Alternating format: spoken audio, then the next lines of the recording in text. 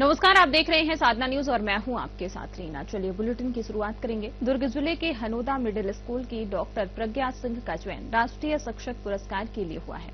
उनका चयन पढ़ाई में लूडो, सांप सीढ़ी और शतरंज की तकनीकी अपनाने पर हुआ है। प्रदेश से सामान्य वर्ग में इस बार राष्ट्रीय पुरस्कार प्राप्त करने वाली वह एकमात्र महिला शिक्षिका है। यह पुरस्कार लेने के लिए प्रज्ञा 3 सितंबर को दिल्ली जाएंगी। उन्होंने बताया कि इससे पहले भी 3 बार अपनी प्रविष्टियां पुरस्कार के लिए भेज चुकी थी, लेकिन नेशनल ज्यूरी की टीम के सामने प्रेजेंटेशन में कोई न कोई कमी रह जाती थी। इस बार प्रविष्टि भेजते समय प्रेजेंटेशन की भी तैयारी की थी। इसकी वजह से चौथी बार में यह सफलता मिली। गणित जैसे कठिन विषय को बच्चों को सरलता से समझाने के लिए स्कूल में गणित लैब और गणित पार्क बनाया।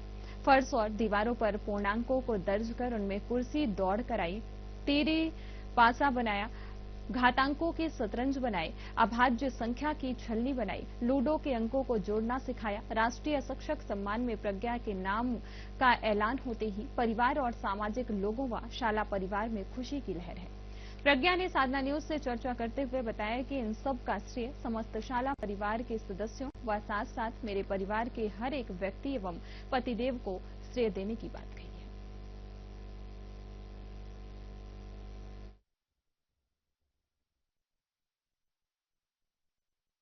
आप कभी सोच पाई थी कि शिक्षा के क्षेत्र में आएंगे? शिक्षा मेरा पेशा नहीं, एक जुनून की तरह है जी। मैं बचपन से ही, जब मैं फर्स्ट ईयर में थी तब मैं अपने आसपास के बच्चों को पढ़ाया करती थी। कैसे आपको पता चला कि आप राष्ट्रपति पुरस्कार के लिए सिलेक्ट हो गए हैं? पहली बार हमारे जिला शिक्षा अधिकारी ने मेरा फॉर्म भरवाया था और उन्होंने मेरे कार्यों को देखते हुए मेरा नाम राष्ट्रपति अवार्ड के लिए पहली बार भेजा था। राष्ट्रपति पुरस्कार के लिए किस तरह का आप लोग दस्तावेज सबमिट किए थे? क्या क्या उनका प्रोटोकॉल होता है? राष्ट्रपति अवार्ड के लिए प्रक्रिया बहुत कठिन होती है। उसके लिए हमें ऑनलाइन एक फॉर्म भरना होता है जिसमें चहुमुखी क्षेत्र को लिया जाता है। कि आप नए नए नवाचार स्कूल में करते थे जी। और आपके यहाँ जो प्रैक्टिकल रूम है उनको भी आपने अलग तरीके से तैयार किए थे जी। और कई दफा हम लोग खबर बनाए तो पर्सनल खर्चा भी आप किए थे इस पर। खर्च का तो ऐसा है कि जैसे जैसे आवश्यकता लगती गई और मैंने खर्च किया और उसमें मेरे घर वालों का बहुत सहयोग रहा है, खासकर मेरे पति का। नमस्कार, मैं हूं ललित, दुर्ग संभाग ब्यूरो। एक बार फिर से आप सभी दर्शकों का साधना न्यूज पर बहुत स्वागत है। और जैसे कि आप सभी जानते हैं कि एजुकेशन फर्स्ट के माध्यम से हम अलग अलग शिक्षा विद से आप सभी को परिचय कराते हैं और वैसे ही महान शिक्षक जिनसे आपको परिचय कराएंगे। इसलिए बोल रहे हैं क्योंकि वो लगातार शासकीय स्कूल में सेवा करने के बाद वो एक अलग ही अपना नाम पूरे प्रदेश के साथ साथ देश में बना चुकी है और शासकीय पूर्व माध्यमिक शाला हनोदा में लगातार वो मैथ्स टीचर के रूप में अपनी सेवा दे रही है और लगातार नवाचार वो कर रही है और इसी वजह से राष्ट्रपति पुरस्कार के लिए उनका चयन हो चुका है और 4 तारीख जो है, अगले महीना जो है 4 तारीख को उनको दिल्ली में राष्ट्रपति से के हाथों से उनको पुरस्कृत किया जाएगा।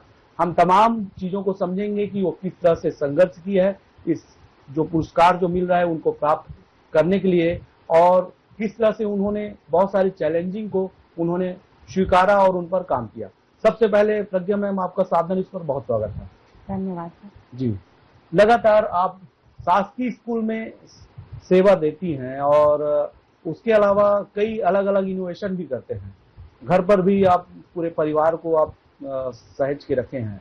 कैसे संभव हो पाता है? जी। दोनों जगह का सहयोग से संभव हो पाता है, परिवारजनों का सहयोग और स्कूल में स्टाफ और बच्चों का सहयोग। जी। पूरे विस्तृत चर्चा के पहले मैं एक बार फिर से मैम का जो जन्म स्थान है और जो शिक्षा कहाँ से हुई है उनको भी मैं बताऊंगा।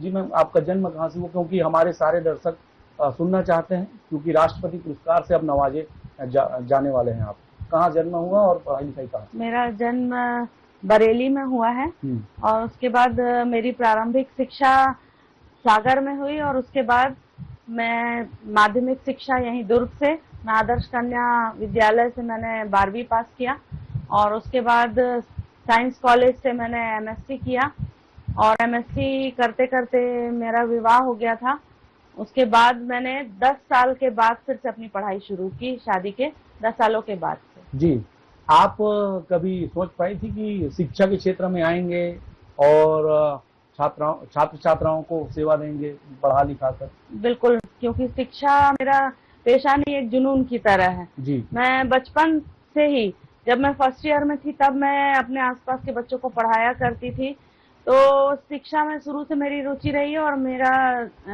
संकल्प था कि मैं एक शिक्षक बनूं। जी, कैसे आपको पता चला कि आप राष्ट्रपति पुरस्कार के लिए सिलेक्ट हो गए हैं? और उसके बाद फिर हमको भी जब पता चला आपके माध्यम से तो काफी खुशी हुई, लेकिन आपको कैसे पता चला? इसके पीछे बहुत लंबा संघर्ष है। जी। 2018 में पहली बार हमारे जिला शिक्षा अधिकारी ने मेरा फॉर्म भरवाया था और उन्होंने मेरे कार्यों को देखते हुए मेरा नाम राष्ट्रपति अवार्ड के लिए पहली बार भेजा था और उस समय मेरा सिलेक्शन हुआ था, राज्य से मैं नॉमिनेट हुई थी और दिल्ली में एनसीईआरटी में मैंने राज्य का प्रतिनिधित्व किया, वहां पर मैंने इंटरव्यू दिया था, लेकिन उस साल मैं असफल रही और ये लगातार प्रयास के बाद ये 7वां प्रयास था, जिसमें से 4 बार, चौथा प्रयास मेरा राज्य से चौथी बार मैं नॉमिनेट हुई। इसके पहले 3 बार मैं राज्य से नॉमिनेट हो चुकी हूँ और मैंने राज्य का लगातार प्रतिनिधित्व किया है। आपको कब पता चला कि आप सिलेक्ट हो गए हैं? मुझे जिस दिन हमारा छत्तीसगढ़ का त्योहार तीजा का एक दिन पहले कड़ू भात के दिन मुझे पता चला, तो ये मेरे लिए दोहरी खुशी थी क्योंकि सोमवार भी था और मेरा व्रत भी था। तो उस दिन मुझे दोपहर को 1 बजे मेल आया था कि मेरा चयन हो चुका है। तो कहीं न कहीं ईश्वर का भी आशीर्वाद आपको मिला है। बिल्कुल। और आप उस दिन उपवास भी थी? जी, उपवास थी। तो अब जो है 4 तारीख को जाना है आपको जी, और किस तरह का वहाँ प्रोटोकॉल होगा उनको भी समझेंगे, लेकिन इस राष्ट्रपति पुरस्कार के लिए किस तरह का आप लोग दस्तावेज सबमिट किए थे, क्या क्या उसमें प्रोटोकॉल होता है? राष्ट्रपति अवार्ड के लिए प्रक्रिया बहुत कठिन होती है। उसके लिए हमें ऑनलाइन एक फॉर्म भरना होता है जिसमें चहुमुखी क्षेत्र को लिया जाता है। जैसे आपने बच्चों के लिए जो भी प्रयास किया है वो सारे क्षेत्र को, इस तरह से हमारे पास 23 क्षेत्र होते हैं जिनके अगेंस्ट में हमें पूरी तरह से पीडीएफ और वीडियोस और उसके डॉक्यूमेंटेशन हमें भरने होते हैं और ये प्रक्रिया बहुत कठिन होती है। हर जिले से नॉमिनेशन जाते हैं और जिले से बेस्ट 3 को राज्य में भेजा जाता है और हर जिले से जितने 3-3 आते हैं तो 33 जिले से 3 नॉमिनेशन, फिर उन जितने भी नॉमिनेशन आए होते हैं उसकी प्रक्रिया होती है, राज्य में चयन किया जाता है और फिर राज्य से 3 जो बेस्ट होते हैं वो नेशनल जूरी के सामने अपना प्रेजेंटेशन देते हैं। जी, आपको कुछ पता है कि प्रदेश से आप लोग कितने लोग फॉर्म सबमिट किए थे? 150 से अधिक टीचर्स ने फॉर्म सबमिट किया था। जी जी।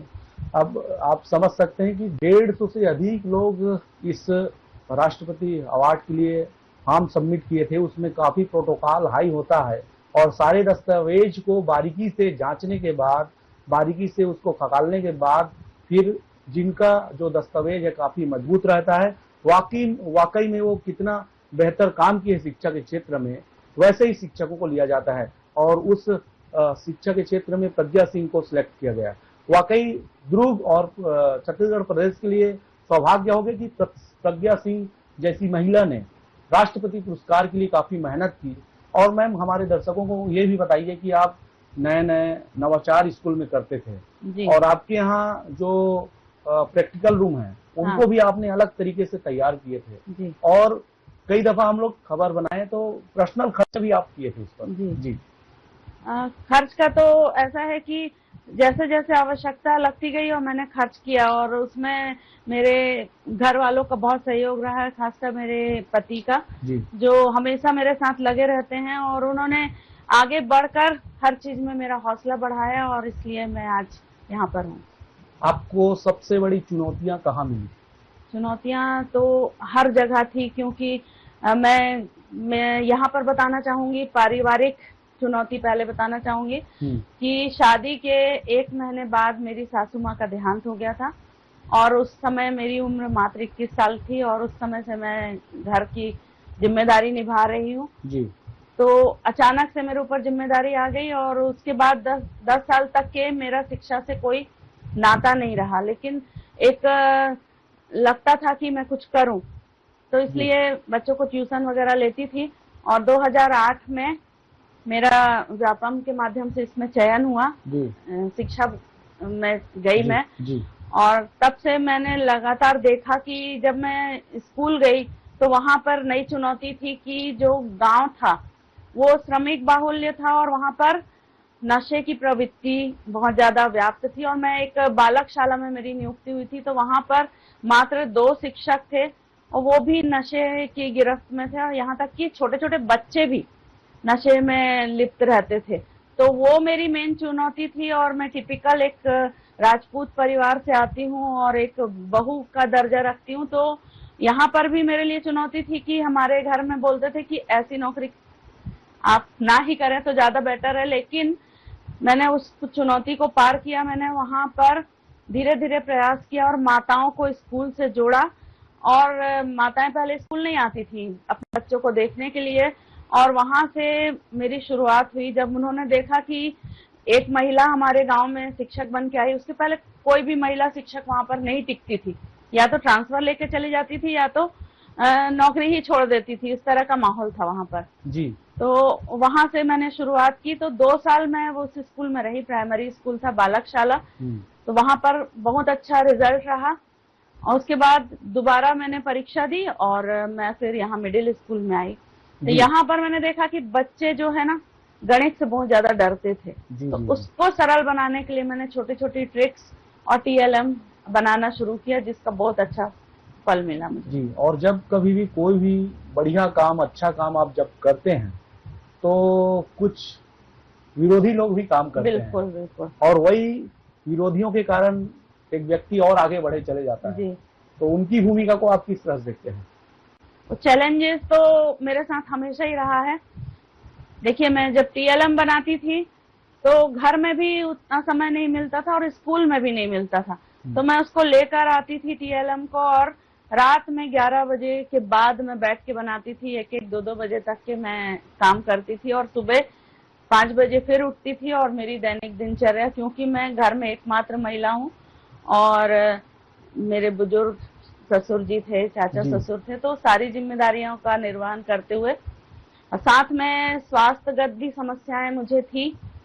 जी। एक बार तो ऐसा था कि मेरा मेजर ऑपरेशन हुआ था और मुझे कंप्लीटली बेड रेस्ट बोला गया था। जी, जी। लेकिन स्कूल में भी कोई टीचर नहीं था पढ़ाने वाला, और अल्टीमेटली बच्चों को तो मुझे ही पढ़ाना था। तो मैं उस स्थिति में भी स्कूल जाकर मैंने पढ़ाया बच्चों को। जी। और वो एक मिसाल के रूप में आज भी गांव वाले उसको देखते हैं, और इसलिए उन्होंने मुझे ग्राम गौरव सम्मान से भी सम्मानित किया। जी। और पता चला कि जैसे ही आपके नाम का घोषणा हुआ राष्ट्रपति अवार्ड के लिए, तो छुट्टी के दिन भी लगभग 50 से अधिक बच्चे आ गए थे। मैंने कहा ना कि चैलेंजेस हर जगह है मेरी लाइफ में, मतलब चैलेंज छोड़ के कुछ नहीं है। जी।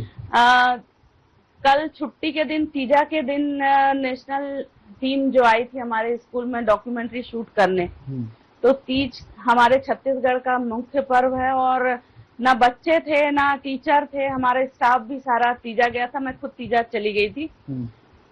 तो एक फोन में मैंने अपने पुराने पूर्व छात्रों को, एक बच्चे को फोन किया, और ऐसा करके 50 बच्चे कल इकट्ठा हो गए। साथ ही पालक भी और हमारी जो माताएं थी, जो हमारे उल्लास केंद्र में आती डोकरी दाई लोग, वो भी आ गई थी। तो ये मेरे लिए एक अनूठा अनुभव था। ये नेशनल अवार्ड से भी ज्यादा मुझे खुशी दिया कल। जी। और इनका श्रेय किनको किनको देना चाह रही हैं आप? श्रेय तो सबसे पहला तो मेरे बच्चे जी, और मेरा परिवार। जी। परिवार के बिना कुछ भी नहीं है, और साथ ही मेरे जीवन में कुछ ऐसे दोस्त हैं जिनका मैं यहाँ पर अगर जिक्र ना करूँ तो नाइंसाफी होगी। एक है मेरी दोस्त है निभा, और दूसरी आशा। मैं लेने वाला था उन लोगों का नाम। जी बिल्कुल, ये दोनों के बिना मैं कुछ नहीं हूँ। कल निभा भी पूरे दिन मेरे साथ लगी रही, और हर बार मैंने बताया कि मेरा चौथा प्रयास था, 3 बार मैं जब असफल होती थी उसके बाद मैं बहुत ज्यादा डिप्रेशन में आ जाती थी, तो ये दोनों और मेरा परिवार मुझे संभालता था, तो इनके सहयोग के बिना मेरा जी नाम ना लो तो बहुत। जी जी मैम, अब आप 4 तारीख को अवार्ड है, तो आप कब निकल रही हैं दिल्ली के लिए? एक्चुअली 4 को रिहर्सल है अच्छा और 5 को जी, अवार्ड है, तो हम 3 को निकलेंगे यहाँ से। 3 को निकल जी। जाएंगे आप। किस तरह का प्रोटोकॉल होता होगा? जैसे ही आपको पता चला तो आप भी उस चीजों पर तैयारी हाँ। की होंगे, सर्च किए होंगे, किस मैं, तरह का प्रोटोकॉल रहता है वहाँ? 3 तारीख को हमें वहाँ होटल अशोका में ठहराया जाएगा और विज्ञान भवन में ये कार्यक्रम आयोजित किया जाएगा। जी 4 को रिहर्सल है और जहाँ तक मुझे मालूम है कि 4 को हमारी मोदी जी के साथ एक मीटिंग भी रखी जाएगी। जी, और उसमें आप लोगों का डिनर भी होगा, ऐसा भी सूत्रों ने बताया है। जी। और काफी सौभाग्य होगा कि एक शिक्षकों के साथ जो है, जो पूरे देश भर से जो उत्कृष्ट शिक्षक हैं, उनके साथ पीएम खुद लंच या डिनर करेंगे, वो समय बताएगा। और काफी प्रोटोकॉल मेंटेन करने के बाद फिर आप 5 तारीख को अवार्ड होंगे ना? जी। तो 5 तारीख को जब अवार्ड लेके आएंगे तो अवार्ड तो लेकर आ ही जाएंगे आप, क्योंकि अब सिलेक्शन हो गया है। खुशी किस तरह से जाहिर आप कर पा रहे हैं? मैंने कहा ना, बहुत लंबा संघर्ष था, 7वां प्रयास था। जी। तो खुशी को तो शब्दों में नहीं व्यक्त कर सकती हूँ मैं। जैसे ही मैंने अपना नाम देखा, हर बार मेल का इंतजार करती थी और मेरा नाम नहीं रहता था। जी जी जी। इस बार जैसे ही मेल पॉपअप हुआ और उसमें मेरा नाम था, तो मैं तो खुशी के कारण रो पड़ी और स्कूल में ही थी, तो इसको शब्दों में व्यक्त नहीं कर पाती। और मैं ईश्वर का धन्यवाद देना चाहती हूँ कि उन्होंने मुझे जी इस बार जी अवार्ड दिलाया। जी। और इसीलिए कहा जाता है कि मंजिल उन्हीं को मिलती है जिनकी सपनों में जान होती है। पंखों से कुछ नहीं होता, हौसलों से उड़ान होती है। और वाकई जब आदमी सफल हो जाता है तो सफल नेतृत्व भी लोगों को दिखाई देता है, लेकिन पीछे में पैर में जब छाले पड़ते हैं उसको लोग नहीं देख पाते। लेकिन हम प्रज्ञा मैम के संघर्षों को भी देखे हैं। वो लगातार और दिन और रात एक करके बेहतर शिक्षा प्रणाली को मजबूत करके अपने शासकीय स्कूल में, हनोदा के शासकीय पूर्व माध्यमिक स्कूल को उन्होंने बहुत अच्छे ढंग से सजाया। और इसी वजह से आज उसका परिणाम है कि वो राष्ट्रपति पुरस्कार के लिए दिल्ली में नवाजे जाएंगे। वो 4 तारीख को दिल्ली में रहेंगे और 5 तारीख को उनको राष्ट्रपति पुरस्कार से नवाजे जाएंगे। हम जब वो पुरस्कार लेकर पहुंचेगी छत्तीसगढ़ दुर्ग, तो हम उनसे और भी चर्चा करेंगे। बहरहाल दीजिए इजाजत। कैमरा पर्सन सोनल के साथ साधना न्यूज के लिए।